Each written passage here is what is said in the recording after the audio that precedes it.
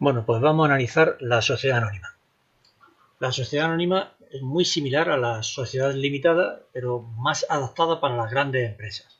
¿Por qué? Porque protege más el patrimonio de, de los socios y a la vez intenta proteger también al acreedor frente a esta empresa, que puesto que los negocios son más grandes, pues la aportación mínima que se le exige al socio para responder, por tanto, con esa aportación de las deudas de la empresa es mayor que lo que se exigía en la sociedad limitada, que no se exigía nada más que 1 euro, pero el socio respondía de hasta 3.000 en caso de no tener una aportación de 3.000 euros. Aquí la aportación que se le exige a los socios de la sociedad anónima es de un mínimo de 60.000 euros y puede estar constituida por un único socio. El número de socios no es importante, lo importante es la aportación. Hablamos, por tanto, también de una sociedad capitalista, no una sociedad personalista, donde lo importante es la aportación al capital. En este caso se exige un mínimo de 60.000 euros. Decimos una sociedad capitalista porque además la responsabilidad del socio ya no es personal, sino que se limita a la aportación que realiza. Y ahora esa aportación, a cambio de la aportación, el socio recibe un título que si en la sociedad limitada se llamaba participación, en esta sociedad recibe el nombre de acciones. El capital social, es decir, las aportaciones de los socios, ahora está dividido en acciones, que la titularidad de las acciones es la que determina quiénes son los socios. Por tanto, son acciones de todos los socios y todas las acciones tienen que ser iguales e indivisibles. Son iguales, es decir, si la sociedad tiene un capital de 60.000 euros y está dividido en 60 acciones, pues cada acción valdrá 1.000 euros, todas igual. No hay unas que valgan 1.000 euros y otras que valgan 1.200 euros. Todas valen lo mismo. Todas las acciones son iguales e indivisibles. No se puede vender media acción ni una acción y media. Y la transmisión en este tipo de sociedades, la persona ya no es importante, la transmisión de las acciones es libre. Tú puedes vendérsela a quien quieras. No ocurre como en la sociedad limitada, que existía el derecho de tanteo, es decir, que el socio antiguo tenía derecho preferente sobre los socios, sobre los no socios a la hora de comprar acciones. Aquí no hay nadie que tenga un derecho preferente y, por tanto, la transmisión es libre. Bueno, sí que existen los derechos preferentes de suscripción, pero eso lo que permiten es beneficiar al antiguo socio, el que está vendiendo esas acciones, que pueda cobrar un poquitito de dinero si no decide quedarse con las acciones en una ampliación de capital. Pero eso se escapa al contenido que nosotros vamos buscando. Hemos dicho una sociedad capitalista. En el momento de creación de la empresa, el capital tiene que estar totalmente suscrito, 100%. ¿Qué quiere decir suscrito? Que se sepa quiénes son los que han comprado las acciones. Todas las acciones tienen que estar vendidas, aunque no por ello tengan que estar cobradas. Tiene que estar desembolsado en un 25%. El desembolso es la parte que ha cobrado la empresa, que ha cobrado de todas las acciones que ha vendido, pero todas tienen que estar vendidas.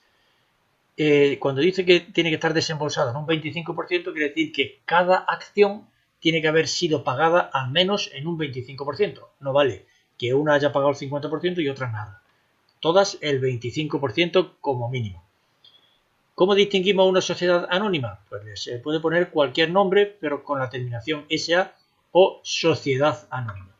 Si hemos dicho que se trata de una sociedad capitalista, quiere decir que separa lo que son los propietarios que responden, aportan el dinero y responden con esa aportación exclusivamente, de los que la gestionan. Existen, por tanto, los gestores de la empresa, que son los administradores. Existen necesariamente ese órgano de gestión que se llaman administradores, que son los que gestionan la empresa. Ya no son, como era en la sociedad colectiva, no son los propietarios, puesto que no responden con todo su patrimonio, sino solo con la aportación. Ese órgano de gestión debe de existir siempre, y debe de existir también otro órgano necesariamente en todas las sociedades anónimas, que es la Junta General. La Junta General es una reunión de todos los socios, pues, para tomar las grandes decisiones dentro de la empresa. Pues esas decisiones las toman los socios en reunión general, por votación. En este tipo de sociedades, cada acción es un voto.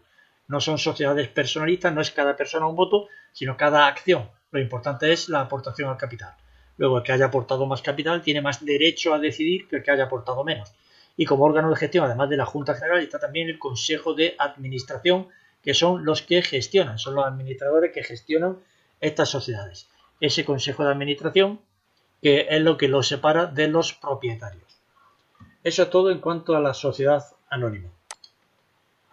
Están también las sociedades especiales. Dentro de las sociedades mercantiles había sociedades mercantiles especiales.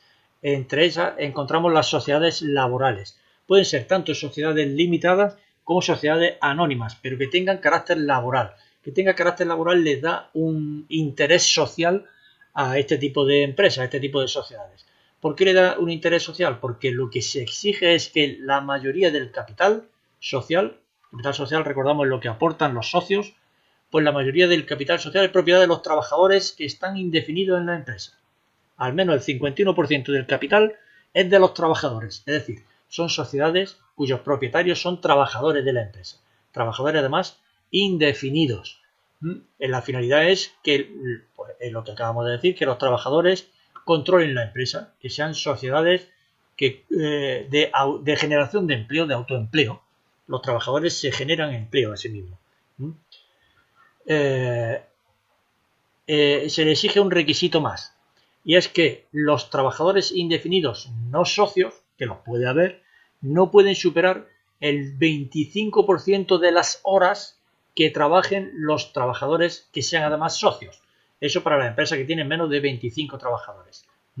El 25% de las horas, como máximo, las pueden echar los trabajadores no socios. El resto, el 75%, tienen que ser socios. Es decir, no vale con que haya 2 o 3 socios que sean propietarios del 51% y que después no trabajen o trabajen unas cuantas horas. El 75% de las horas las tienen que trabajar, porque los no socios no pueden trabajar más del 25%. Tiene que haber un mínimo de 3 socios, de los cuales 2 sean indefinidos. ¿Cuánto se le exige que aporten a estas sociedades? Pues lo mismo que hemos visto para las sociedades limitadas o las sociedades anónimas. La sociedad limitada laboral tiene una aportación mínima de 1 euro, pero los socios responden hasta 3.000 en caso de deuda de la empresa que no responda la empresa, como ya hemos dicho anteriormente. Y en las sociedades anónimas laborales la aportación tiene que ser de 60.000 euros y los socios solo responden de la aportación. Los socios, trabajadores o no trabajadores, porque hemos dicho que el 51% está en manos de los trabajadores, el resto puede estar en no trabajadores.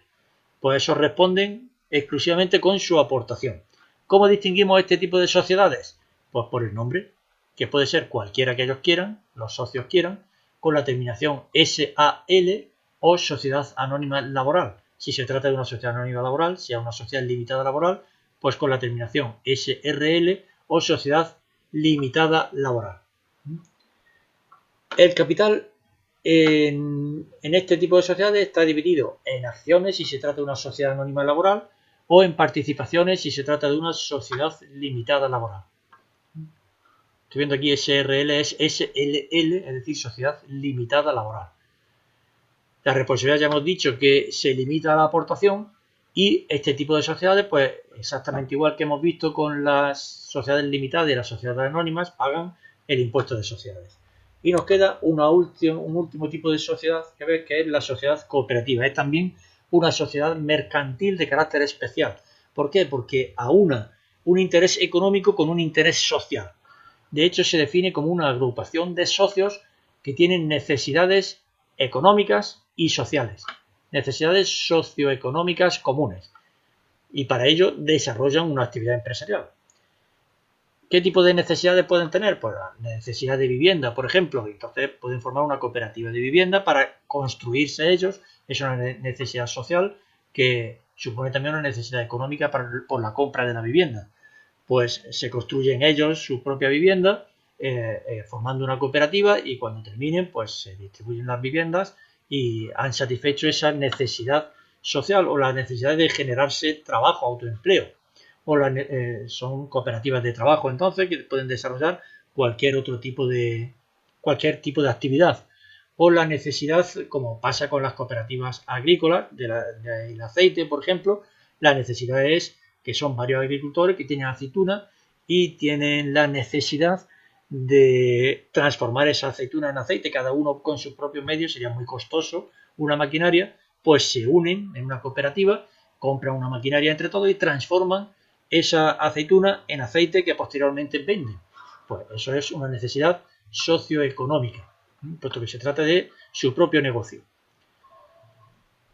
Las cooperativas tienen una estructura y funcionamiento democrático en el sentido de que no es como en las sociedades anónimas, que las decisiones se toman por mayoría de votos y esos votos son en función de la participación. Aquí las decisiones se toman por mayoría de votos, pero no es según la aportación, sino que cada persona tiene un voto. Por eso hablamos de una estructura y un funcionamiento democrático.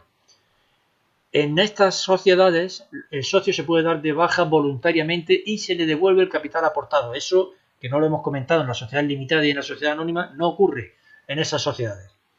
La aportación que el socio realiza a la sociedad en la anónima y en la limitada ya se queda en la sociedad para siempre. Si el socio quiere recuperarlo, tiene que vender su participación o vender su acción a otras personas. En la sociedad colectiva, la baja se puede producir de manera voluntaria, simplemente hay que comunicarlo a la sociedad y se te devuelve el capital que has aportado. Capital que puede ser simbólico, no existe necesidad de una aportación mínima de capital, puesto que no es lo más importante en este tipo de sociedades. Los resultados que obtengan las sociedades cooperativas se denominan excedentes, no se denominan beneficios, se da el nombre de excedente y se le imputan a los socios, después de haber pagado el impuesto de sociedades, de haber constituido fondos que obliga la ley, es decir, una parte de los excedentes que se quede necesariamente, porque así la ley lo establece, se quede necesariamente en la cooperativa.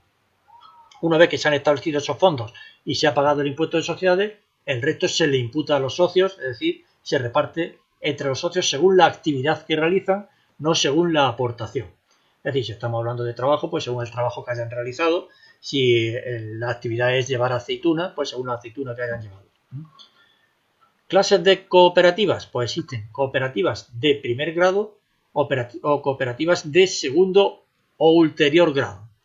Las de primer grado asocian a personas físicas exclusivamente, mientras que las de segundo grado son aquellas que asocian a personas jurídicas, a otras cooperativas normalmente u otro tipo de personas jurídicas.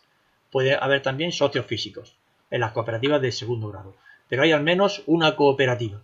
Habiendo al menos una cooperativa u otro tipo de sociedad, estamos hablando de una cooperativa de segundo grado. Se pueden clasificar también según su actividad, pues podemos hablar de cooperativas agrarias, cooperativas de trabajo asociado, como hemos dicho, agrarias, pues por ejemplo la del aceite, que compran una maquinaria para transformar la aceituna en aceite, de trabajo asociado, pues para generarse empleo y desarrollar cualquier actividad, de crédito, como es la caja rural. Las cajas rurales son cooperativas de crédito, que lo que hacen es los socios dejan sus ahorros en la cooperativa de crédito y se conceden préstamos entre ellos mutuamente de esos fondos que ellos mismos han establecido. Cooperativa de vivienda, como ya hemos dicho, cooperativa de consumo, pues para buscar un consumo más barato, de productos más baratos, pues crean pequeñas cooperativas de consumo, supermercados, donde hay productos y en los que para acceder tienes que ser socio de esa cooperativa, etcétera. Hay otros tipos de cooperativas, muchos otros tipos de cooperativas. Para poder constituir una sociedad cooperativa se requiere un mínimo de 3 socios. No se puede hacer con 2 ni con 1. Si hay 3 y uno de ellos se da de baja voluntaria, pues la cooperativa debe de desaparecer. Nombre que tienen estas cooperativas, pues el nombre que quieran los socios, con la terminación para distinguir el tipo de cooperativa, el tipo de sociedad de la que se trata, con la terminación Sociedad Cooperativa Andaluza o SCA, si se trata de una cooperativa andaluza, porque en cada comunidad autónoma hay una normativa con ligeras diferencias entre unas comunidades y otras. En Andalucía esta es la denominación que deben de tener. Y hasta aquí llega el tema primero.